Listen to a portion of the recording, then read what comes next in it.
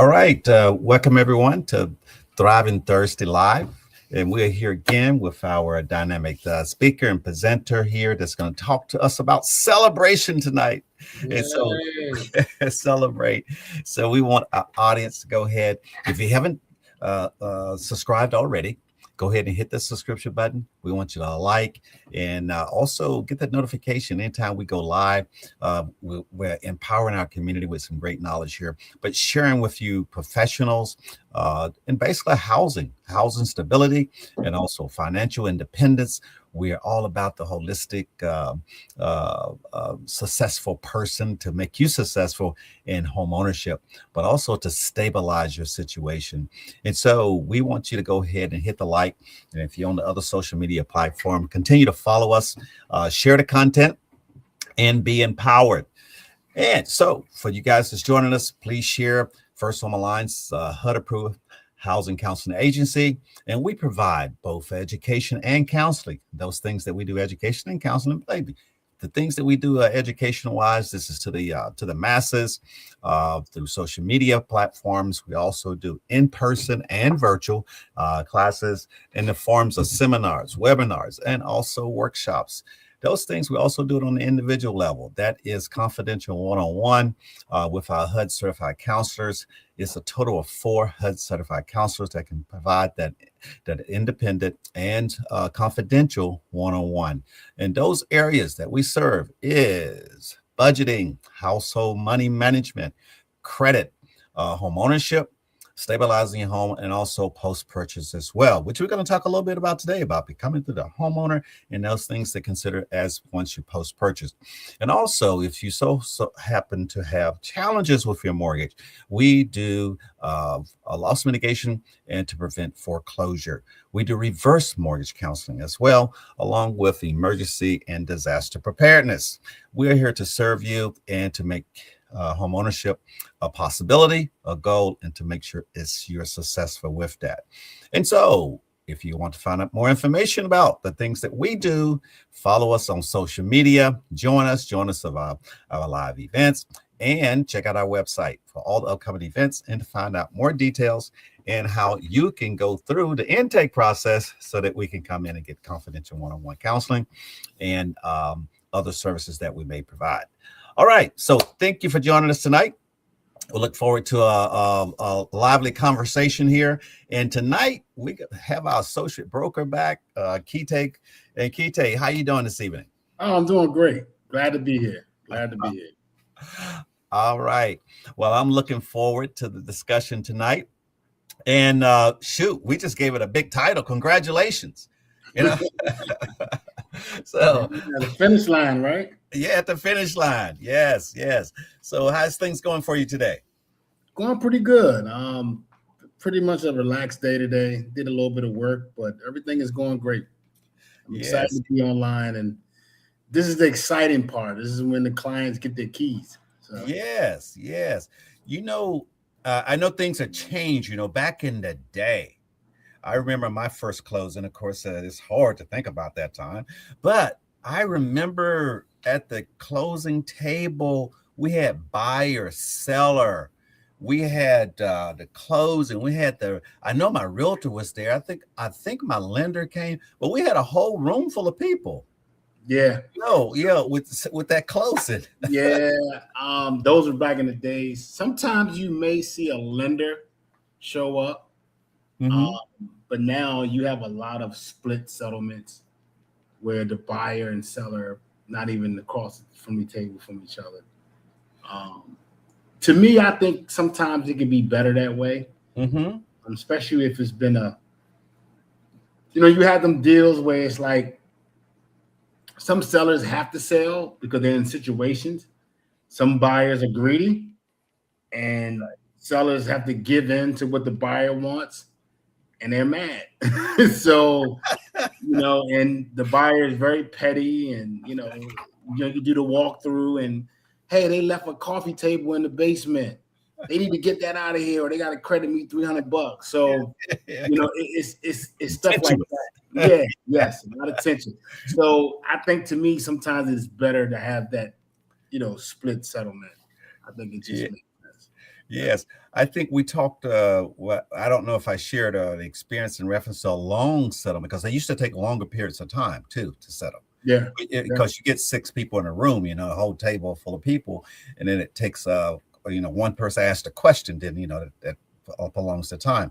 But I think my longest settlement was when I first moved to the Washington D.C. area, and there was a mistake in the paperwork. And so, like you were saying, the faxes was coming in, at the last minute, and they had actually had because it was a VA loan, and you could pay off a debt, and I didn't ask for them to pay off this debt. I had one of those loan, and they found out I had the loan, and they just gonna go ahead and pay that debt off for me and add it into the loan, and I didn't ask for it because I had a plan of paying that debt, and it wasn't the contingent. I mean, it didn't have to be paid for me to qualify, but rather than communicating with me, they just thought that they would, set aside so much money to pay off this loan. And I didn't ask for that. And so they actually had to go back and remove that. And it took some time for the lender to come back through and get another clear to close. Yes. And so we're talking about, I don't know, at least 3 hours. Yeah, I mean, it can definitely get like that, yes. And it can be very crazy. But now, they have it. Technology is in place. They have that's why they have the 3-day TRID now, where you have to read over those documents. You have 3 days, and then they have it where now they just started where the buyer can sign some of their documents online. So before you even get to the title company, you only have a few documents to sign because all the lender docs pretty much has already been signed by the buyer, which has been covered. So, yes, well, that's good. Yeah, what are some of the, we talk in a class, one of the things I think probably next to the last slide, I know in the closing, they mentioned about the final walkthrough. Yeah. And so what can a buyer expect when they, go into the final walkthrough? What to expect is to make sure that everything is out of the house. Depends on what your contract says. Let me say it like that. Because some contracts that may be sold as is, they may have in there that they're only going to have it broom swept. Right. Meaning that they swept it with a broom, and if the refrigerator's nasty, the stove's nasty, that's pretty much what you're going to get. So what to expect is just making sure that the house is the same way that you saw it when you wrote the contract and when you wrote the contract. Yes. Okay. We're gonna add into our discussion here. Charlene, welcome to the studio. How you doing? I'm pretty good, guys. How y'all doing? All right. Okay. Fine. Yes, you up there. You got all the colors and stuff. You got oh man, the fingers are all. Valentine's Day is over, but still. Yeah. Right. So we're talking about we made it to the end, right? Yeah, we're talking about getting to that celebration, and we just talked about the final walkthrough inspection. And moving in that direction. Hey, you know what I used to say? I don't say it anymore. I used to say that is probably the time you can get your last meal from your real estate agent. Yep. You meet them early in the morning and say, "Hey, I need a ride to closing. And by the way, can we go ahead and do that walkthrough on the way?" And they'll take you to. I'm gonna tell you, I think a lot of. And so you know what, Larry, you talking definitely some dinosaur talk, because nowadays I can't recall where I've given someone a ride in my car. And I think realtors just don't do it. What, did that happen since COVID? No, I think that when they put out this ethics thing about if you give one person a ride, you got to give everybody a ride.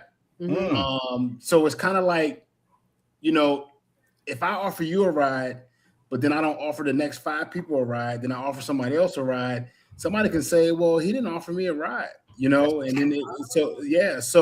and then also it's a liability, because a lot of insurance companies was coming in talking to the realtors like, look, if you got this person in your car, you get in a car accident, they can literally sue you, even though it's not your fault. They can sue you, go after you, and then you got to go after them. So How am I gonna get my free meal? Well, I cash app you. Oh, you're cash app me. Oh, it's gonna be like that, huh? No, I mean we can meet somewhere. I mean it's okay to meet somewhere. Yeah, you pay the cash app there for that $19 meal. Who's gonna pay the tip? Who's gonna pay the tip and all this other stuff? Trying to get out of it to order the meal. Oh, I'm gonna get to number 5. We can definitely meet you and take you. That's no problem. But I just think when it comes to the car situation, I mean, granted, if somebody needs a ride, some people live off the subway and the bus. Yeah, so you can order them an Uber too, right? Right. Yeah. So some people you gotta pick up. I mean, if they don't have a way to go, you gotta pick them up. You know what I'm saying? So, I mean, it can happen, but majority of the people have cars and they're cool with that. All right, so I'm just coming into the conversation. Okay. And a lot of buyers, the problem is a lot of buyers don't want to do the walkthrough the day of settlement. They don't understand the need of that.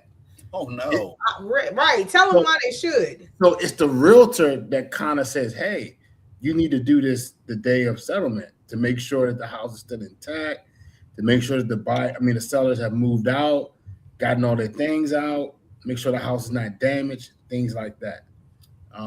But some buyers, they'll do it that night or the day before, because a lot of people don't like to take off work or they want to take off on their lunch break.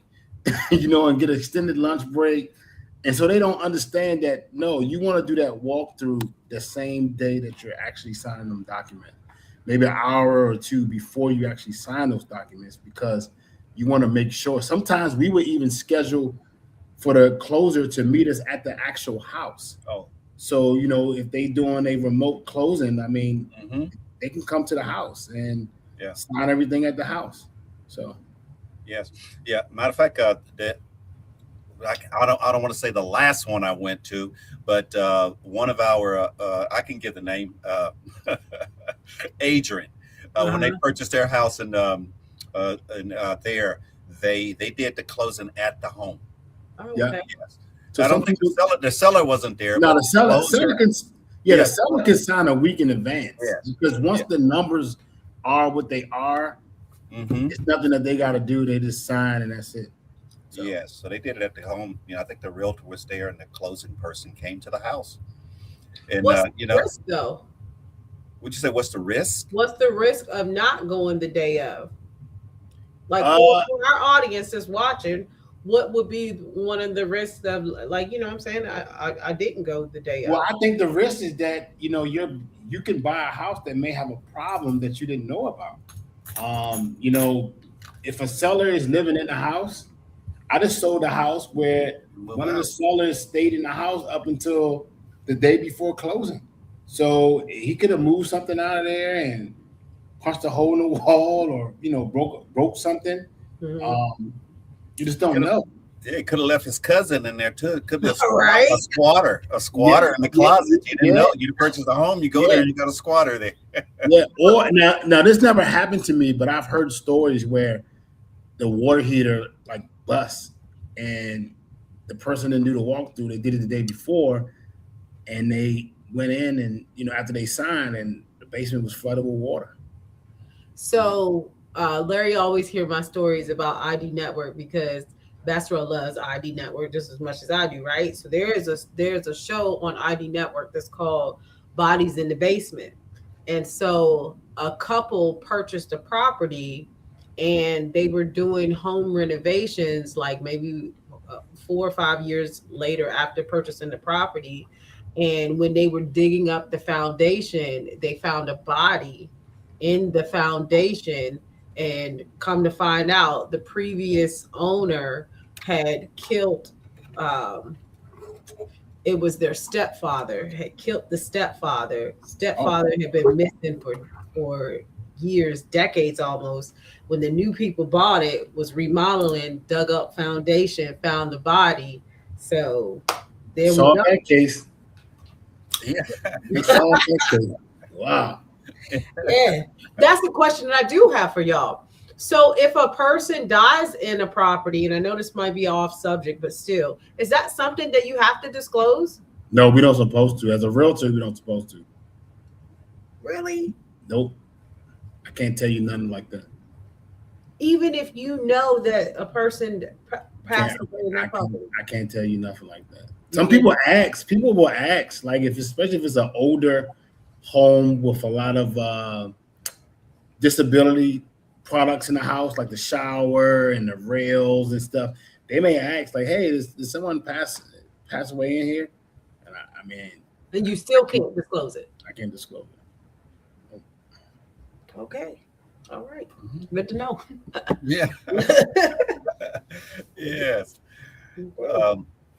Yeah. What maybe you going to closing, on your way to closing, maybe some things that are you still have an opportunity to do before closing. What are some of those things that maybe are surprises that you should be aware of, that you may, a person now they may be closing in 2 weeks, and so what are some of the things to think about?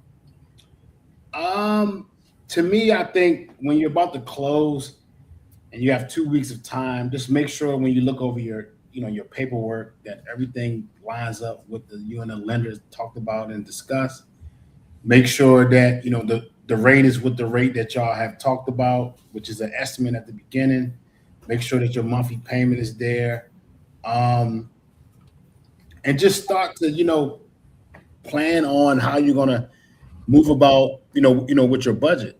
And that's why one of the things that we always preach about is maybe going through dealing with First Home Alliance, because all that stuff will be already worked in. So that budget sheet that they did with you guys is now going to come to the forefront of like, okay, now this is my budget. I already got my mortgage planted in there. I got this planted in there.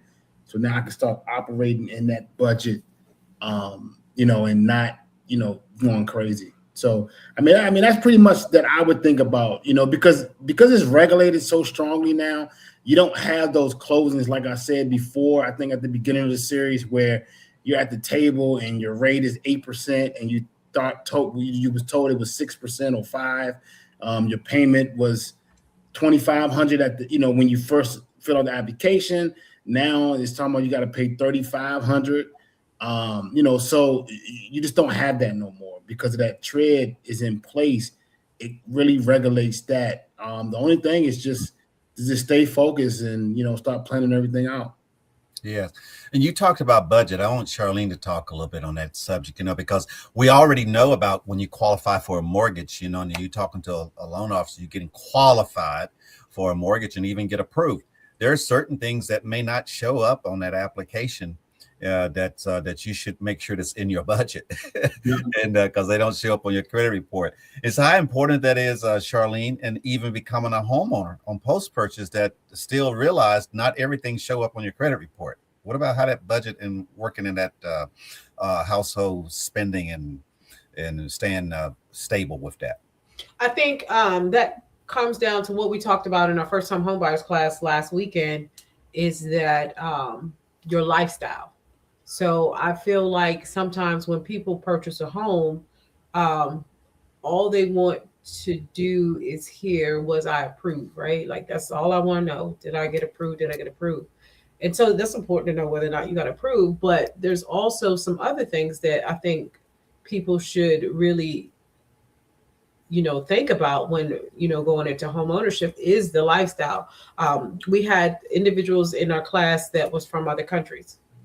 And I just went around the room and just talking to them about what's important to them. And so one of the individuals was stating how it's really important to her to go home, to go home at least every 3 to 5 years. And she said, when I go home, it's not like, maybe Larry, Larry, you travel to Turkey, often too. And so that's not like going to Florida. It's not a weekend trip, no. No, because when I think about it, when you do travel to Turkey, you stay at the minimum, I think, is two weeks. Sometimes you may be there for a month or what have you. Mm-hmm. And so when we was talking about that, I said the reason why I bring that up is because when you get into home ownership, when you're looking at those numbers with your loan officer, with your housing counselor or whatever, you have to keep in mind what's your lifestyle, what's important. And she said, no, that's big for me to go home. She was from Pakistan. And so when we talk about budgeting, I think that it's very important when you get into this transaction to really keep in mind your lifestyle. Now, I'm not saying be out here tricking off money and all that good stuff. I'm just saying that if you have things that, like we talked about, traveling, going home, seeing your parents, things of that nature, you want to, your education, maybe you think about going back to school, this, that, and the third. You need to really think about that in the transaction and how is that going to fit into my budget and making this mortgage payment and this, that, and the third. A lot of times, again, all they want to hear is I'm approved, but really go through that budget with your housing counselor and see, am I going to be able to still go home for a month? Because everyone that I talk to who travels to another country, they say, Charlene, you don't go for a week. You don't go for a week. You don't go for 2 weeks. You're going to go for 30 days. Some go for 60 days or what have you. And so, Larry, when we bringing it back, circle and back to the budgeting, I think, yes, it's very important that you think about your lifestyle. You think about not just today, but really the future, in terms of what it is that you want to do. And will this, mortgage payment, or will this transaction, me now being a homeowner, hinder it? And now I'm gonna be house broke, and I hate the fact that I own this house and I'm eating ramen noodles and I'm sitting Yes, and so that was I think Kite and I mentioned a little bit about that, moving into that house. And so Kite, I know people, they want to immediately move in and start decorating and get it fully furnished, and how do you talk to them about that? I always depend on how their loan is structured, because sometimes so a lot of times people always think, because people tell them that when you buy a house, say in the middle of the month, you automatically get that other month where you don't pay.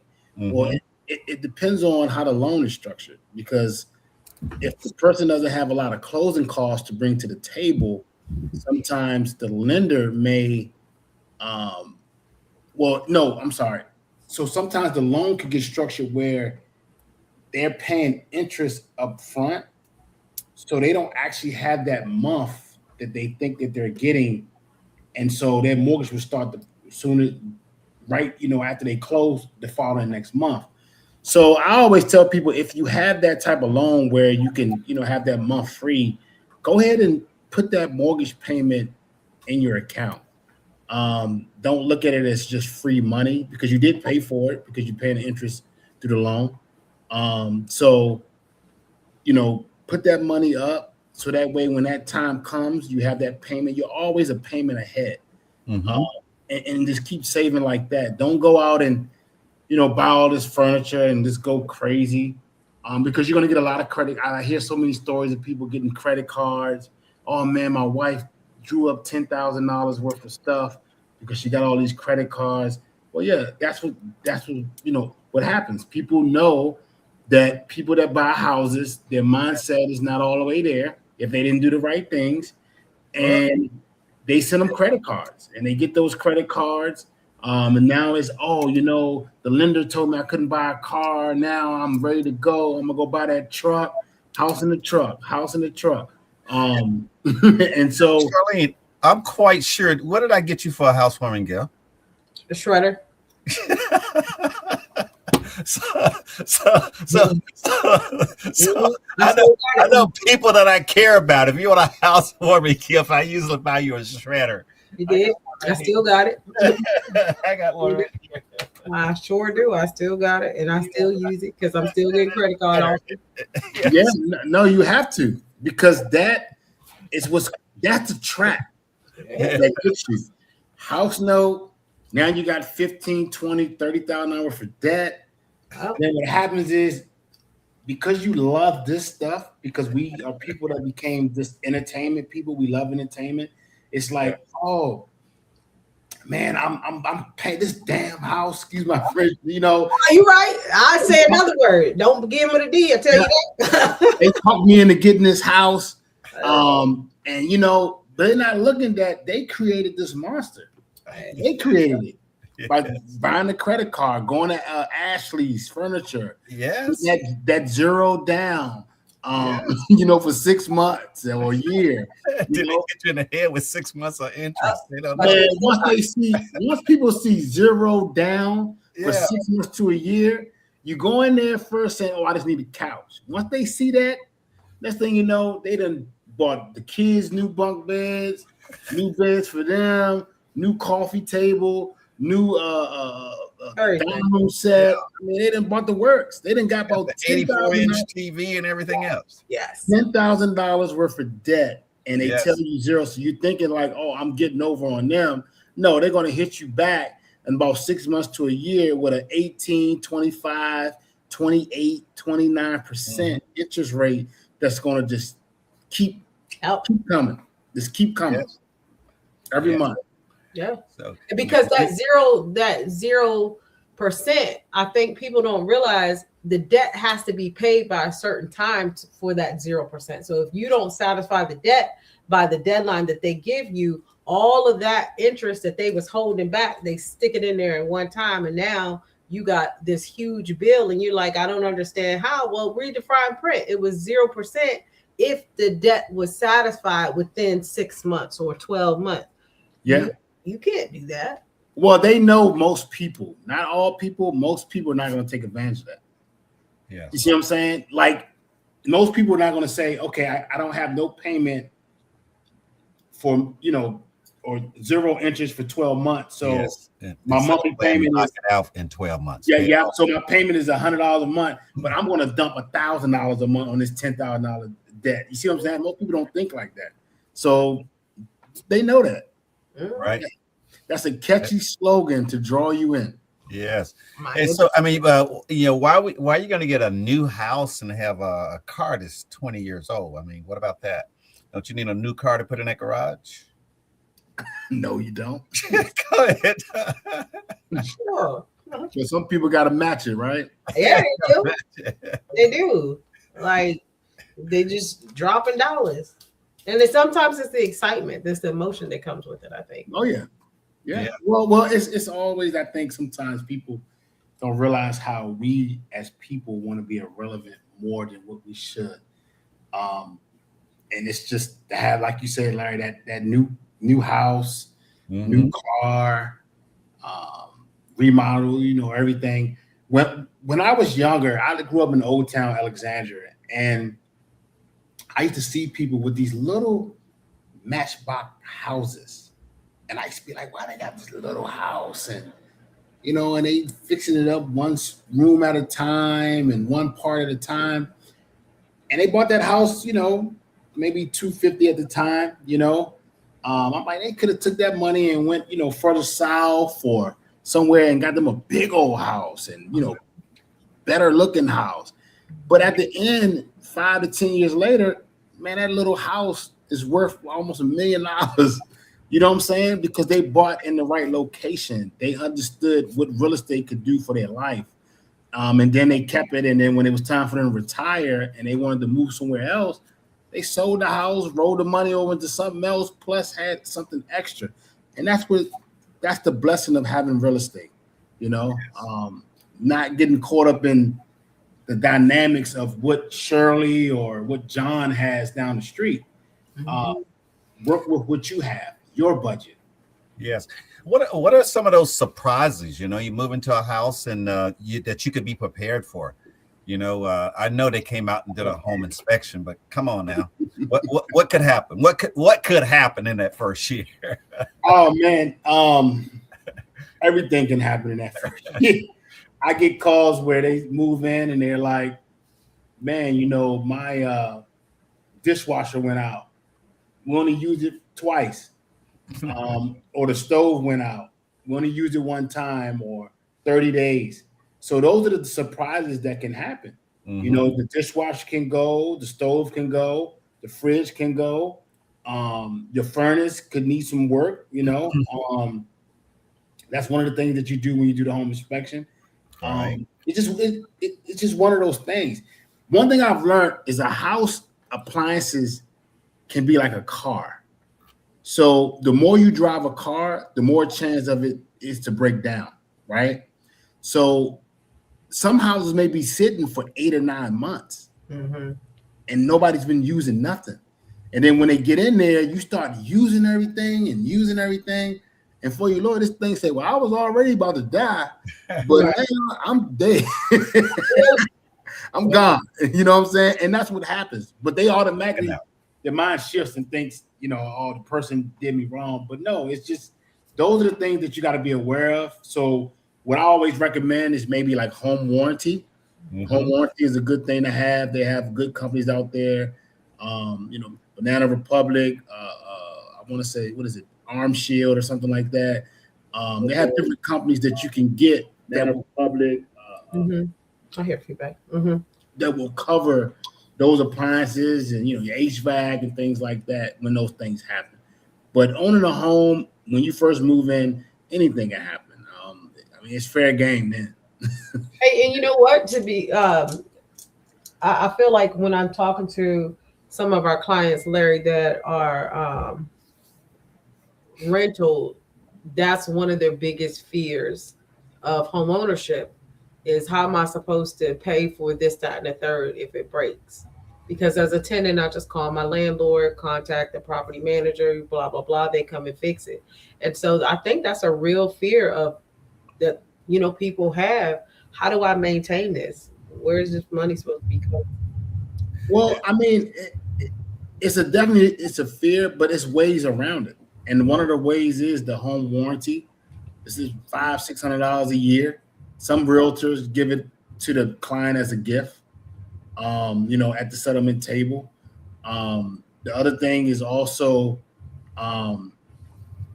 we can have something like when you have the home inspection, the inspector is going to kind of give you a rundown of, the age of the furnace, the age of the hot water heater, the age of certain things. Right. You can kind of like prepare yourself.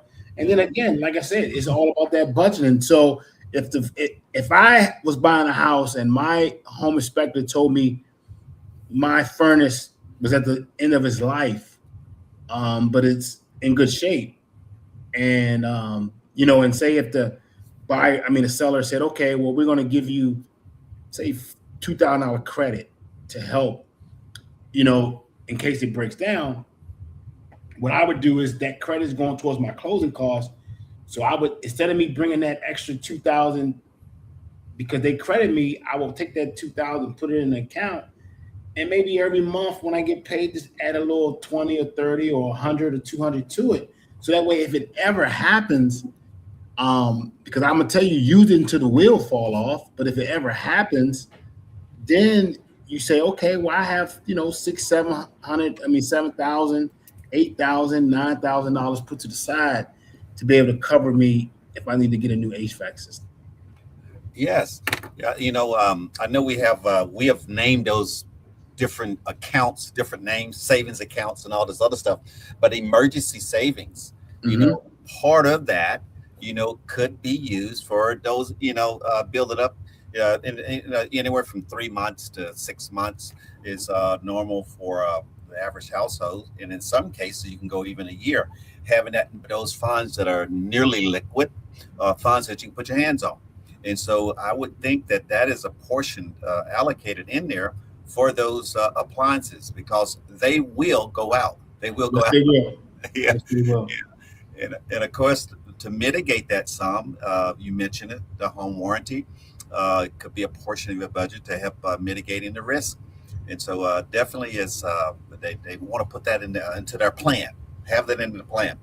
And I know there are individuals that want to immediately start using that home, using the equity in the home.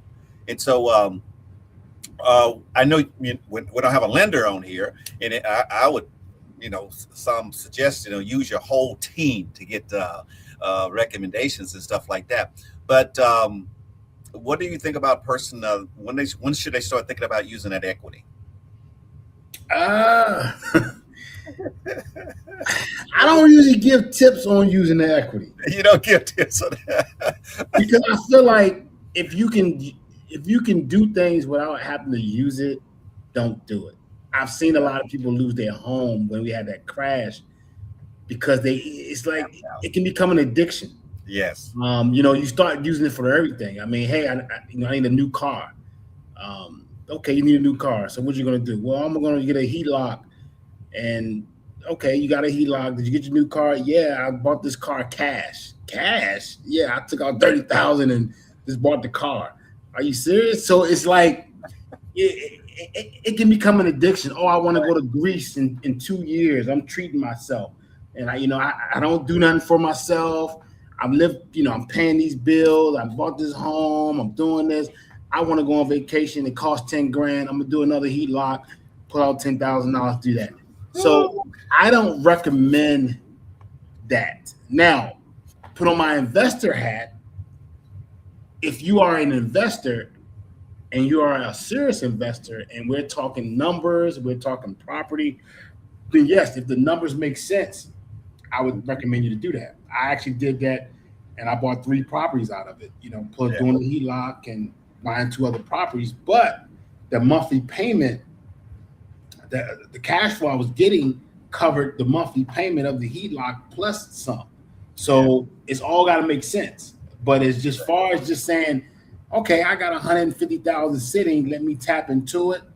You just got to be careful. It's all in the person. Yes. All in the person. Mm-hmm. Sometimes I will tell you, hey, yeah, go ahead and do the heat lock, but just don't use it, because the heat lock doesn't start until you use it. But at least for a year and a half or a year, you have access to that cash. But if you're a person that know that you're going to find a way to spend it, don't do it. Don't do it. Yes, definitely. Yes, and and again, not advising a person on that, and I think it's a totality of the person's financial, their portfolio. And there's, being a homeowner and stabilizing yourself as a homeowner, it's a little bit different when you start talking about investments and being an investor. And so yes, you want to talk to someone that have experience and that's going to advise you when you start talking about using the equity, whether but I also, some would say you don't take out a long-term financial liability to take care of a short-term hobby, short-term satisfaction. And so there's different loans and ways to prepare for those things. And if you could, do you want to start moving to situations where you can pay cash for certain things as well? Yeah. So the things that you think that you may have to finance now, you want to move to a position where you have the funds to pay for it. Like you were speaking of the HVAC unit, if you can pay cash for that, it's going to save you, because those things are expensive. Even the cheap ones may cost you $4,000, but the ones I've seen lately is $6+, and these are small units. Yeah. Don't think about one of those I don't forget what they call them in reference to the 5 tons or something. 5 tons and things of that sort. And so they're expensive. And so when you finance one of those, rather than paying $6,000 for it, you're paying $8,000. And so you have to think about that interest and the finance charges that you're financing over a period of years, where if you had the money saved up, then you're paying a lot less. So that's definitely something to think of. What about the situation that I think Charlene brought it up last week. I sent her an article, a homeowner in North Carolina, where they had, I was almost to say redistricting, but they actually rezoned the area. And I guess they brought in a homeownership association after the person had purchased. And the individual was not aware of a homeowner association, and basically had not paid any of the association dues, and ended up getting foreclosed on. And so how, could you talk about keeping up with what's going on in your neighborhood? Yeah. I mean, that's very important to do that. I know when you purchase a home that has this situation is a little different, because obviously I guess she didn't know because they rezoned it. But here, when a person buys a house that has a HOA or a condo, the seller has to give them by law. So I can actually, if I don't get my resale package, it could be the day of settlement, and I can say I'm not signing because you didn't give me my resale package. insurance. So me as a realtor, we have to make sure we give that right away. And, you know, you will want to just keep up with the HOA, make sure you keep contact with them. One of the things that I do realize, like I have HOA on some of my properties, and I do the automatic, you know, draft where they take it out automatically, but the HOA had went up. So I didn't realize it. And I kept getting a bill saying I owe, you know, $100-something. And I'm like, that don't make sense because they're taking the money out every month. And then when I finally called them, they said, well, we've been drafting this amount and it went up $15. So over this period of 6 months, 7 months, you've been getting hit with that $15 plus a late fee. So because you're not drafting the full amount. So I had to go back in the portal to readjust how much the new amount was so that they can start drafting that out every month. So it's very important to not just get caught up in the autopilot thing. Make sure you stay on top of it. You know, it doesn't hurt to call them every 90 days or, you know, every 4 months to say, hey, you know, did the fees go up or anything? And actually, they will send you stuff in the mail sometimes. I think it was just something I overlooked, but it can definitely happen. Yes. Yes. And so, Charlene, I was talking about the HOA and the condo fees and things of that sort. Those things do go up. And so, you know, individuals can actually be, we know one of our dear friends that serve on the board also, he actually very involved in this HOA, you know, and there. So it's you can actually bid, you know, you can actually participate in HOA meetings and actually become a part, you know, of the association and serve on those committees. And so how important is it to stay involved in those things in your HOA and you know, your school board too? How important? What do you think about that, Charlene? Oh man, it's so important. One, open your so normally HOA sends you that annual statement, you know what I'm saying, every year. And it's so important to open it because I'll use myself and I should be ashamed of myself because of what I do for a living. But I put my HOA on auto pay. As soon as when I moved in here, I put it on auto pay. And when I would get the statement, all I want to see is they give you the total dollar amount of what they collect and what they're going to do, like how much is going towards a pool and landscape and all this other stuff. At any rate, my HOA kept going up and I did not pay attention to it. Okay. That's what he just said. Did you just say that? I just gave that story. Yeah. Man, I'm over here paying it, and then I get a bill talking about some $634 default. Who are you talking to? And I'm calling them all like it's on auto pay. I'm printing my bank statements and they like, oh, I got receipts. Right. I'm like, what are you talking about? That's 2018, ma'am. That is, it didn't went up $30 since you know, but over the course of the years, I'm $30 short every single time. And a late fee. And the late fee. Like, yes. I just gave that story, Charlene. Yeah.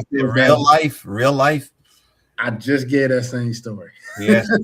Got a whole attitude. Yeah. And so we don't know all the particulars about that, the case that I sent to you, Charlene, last week and a week before, but similar, it was HOA this person ended up being foreclosed on. Yeah. And so they are one of the lowest levels of rights and to the lien, to place a lien and also claim the property via foreclosure. They can. Yes, they can. HOA can foreclose on your property. Oh yeah. Yes. Yeah. That's crazy. And you know, the story that you sent to me, the craziest thing about that was that house was paid for free and clear. Yes. So you can pay off your house.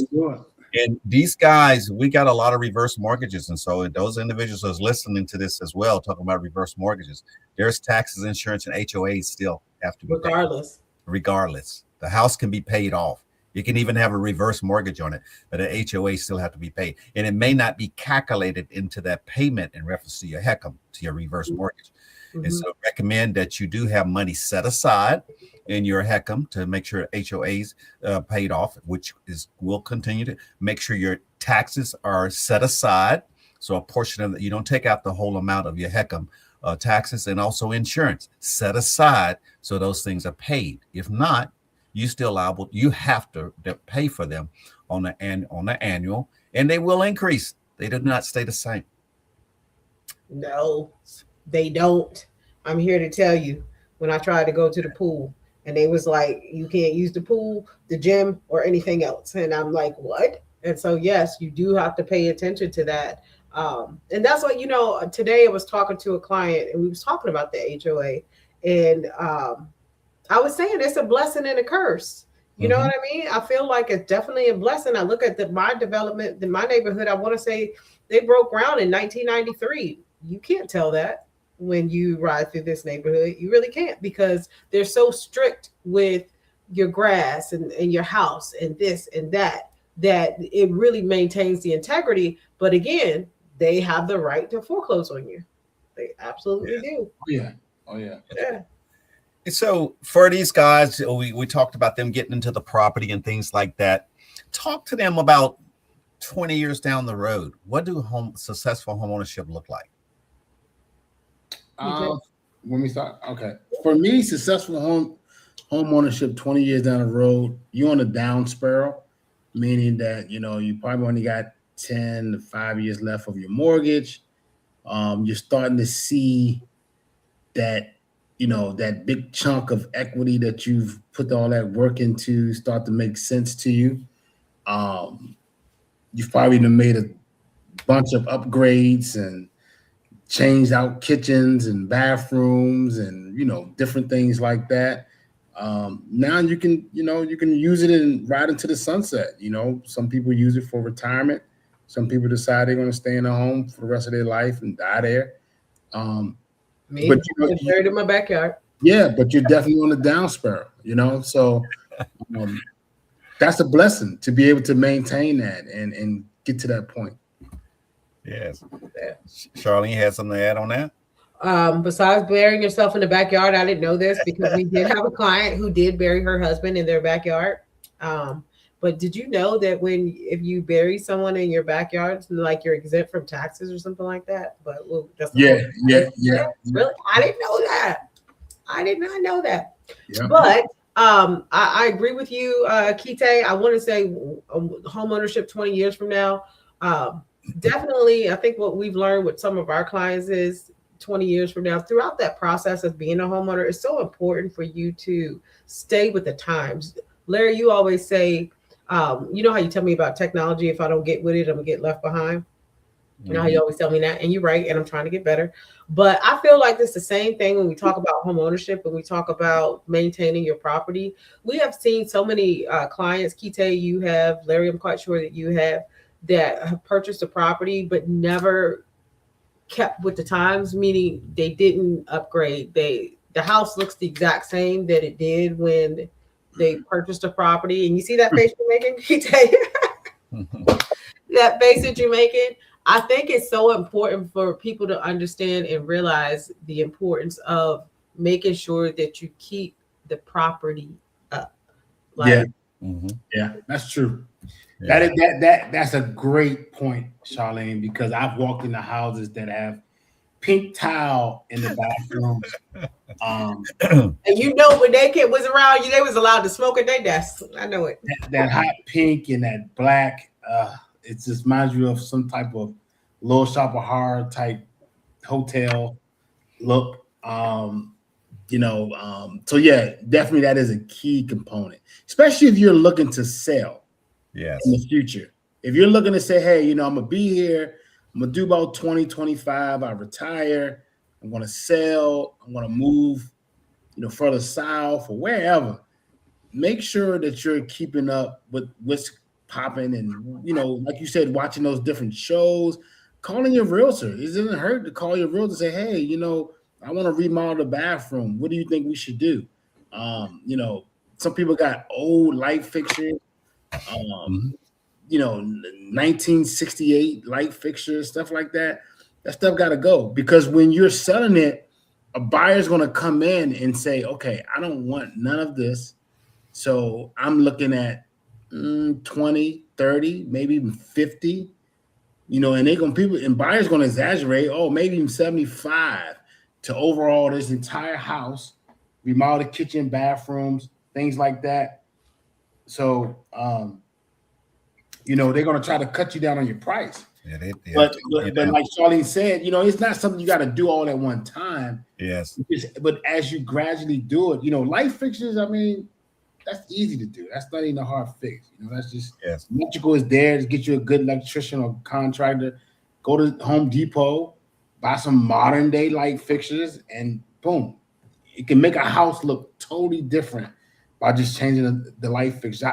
I know one of the things I did for my rentals when my tenants moved out, I went in and did an overhaul, and I upgraded it to a modern look, and I was able to get $700, $800, $900 up to $1,000 more for the rent because I did that overhaul. So, you know, that's very important to do.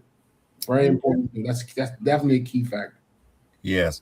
Yeah. And so we're preparing here. I don't know. It's probably in the next 2 years. I'm not sure exactly when, to do some major renovation. And so when you think about doing that, you know, because some things in the basement have to be done, so you might as well combine other things. But we're in an old area. My house was built in 1954, I think, 1954. And so all the electrical wires are still hanging on the pole. And so our lights go out just about every time a tree fall, you know, the lights go out. And so having a generator built in and automatic wired is something that if you're going to renovate, then that's something you want to have installed. And also you have to think further in the future, you know, the electrical cars. And so the upgrade is going to include a generator and also a plug-in for even I don't have an electrical car yet, but that's going to happen in the next 5 or 6 years. And so yes. And so going way in the future, maybe the things that you don't have to think about the new homes. What are some of them? And we have a few of these mini mansions people are building around here. You drive by those things and see what they're putting in the new homes. And just a few years ago, they was putting not the coaxial, but the Cat5 cable through the homes. But they did that, and now everything is wireless. And so just think about where technology is going when you start doing your renovations, and go ahead and upgrade. Another thing is that I'm checking on right now for a veteran is when you're doing your renovation, think about aging in place. And so when if you have the opportunity to go ahead and widen your doorways, if you have narrow doors, my doorways in this house is 70 years old. The doorways are, I don't know, look like this. You get dizzy when you walk through a doorway. And so if you're going to build out a room, you have to make sure that you have the larger doorways.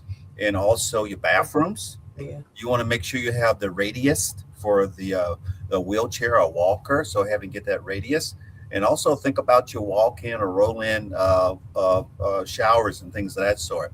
And just prepare for it. Even whether you're having those things done, just go ahead and prepare. If you're going to age in place, those things you want to start considering those things. And you may want to go ahead, you know, if you can put a ramp in, go ahead and make sure that you have enough space in your yard and things of that sort that a ramp can be installed. And so just things to do in renovation. And if you're thinking about aging in place, you definitely want to consider that. Yes. And there are some programs. I know Maryland has some programs for the seniors in terms of those things. Well, the one here I'm checking on Virginia was called Granting Freedom.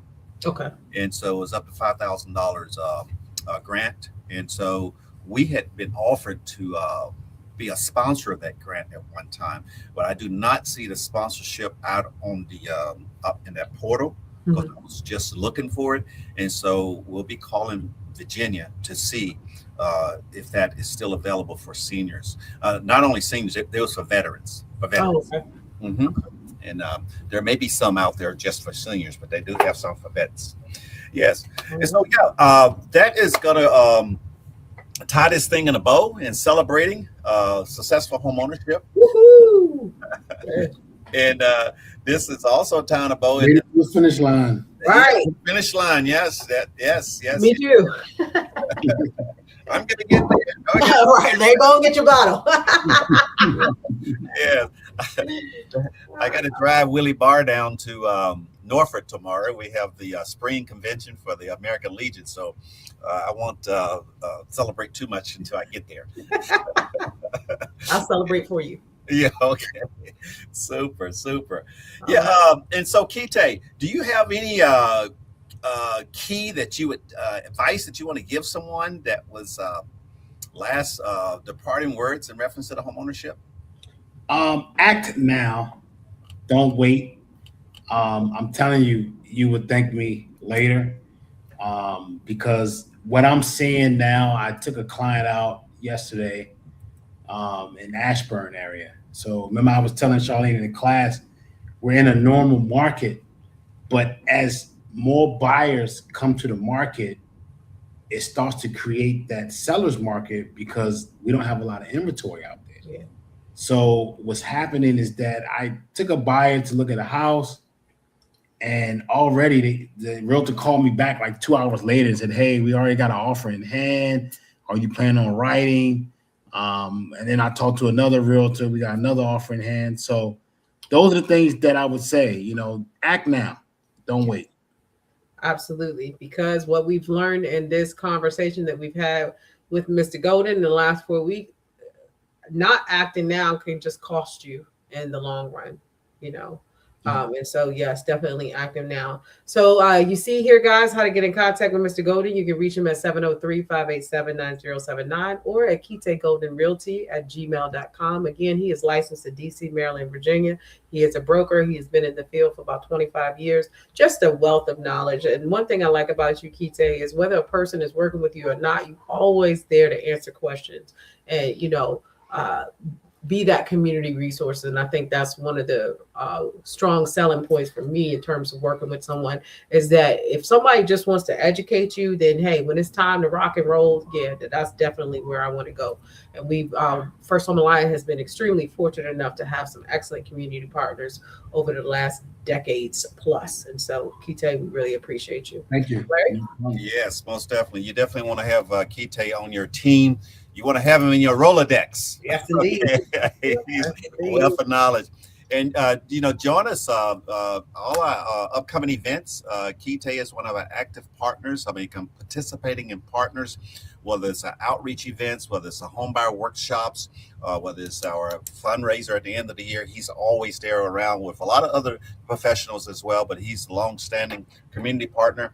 And so for those things, and also Kite is going to be our presenter for a short sale, Yes. Lunch and Learn. And so this Lunch and Learn is for you homeowners.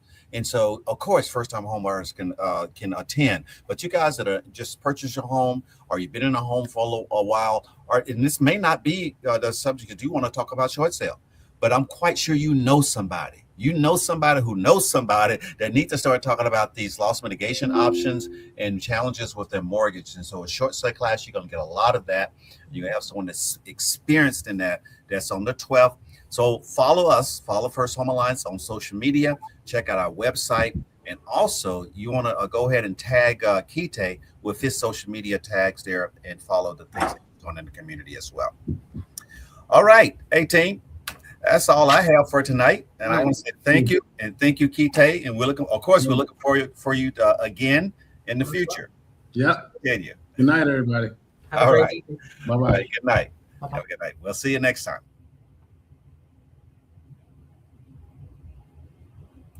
Oh.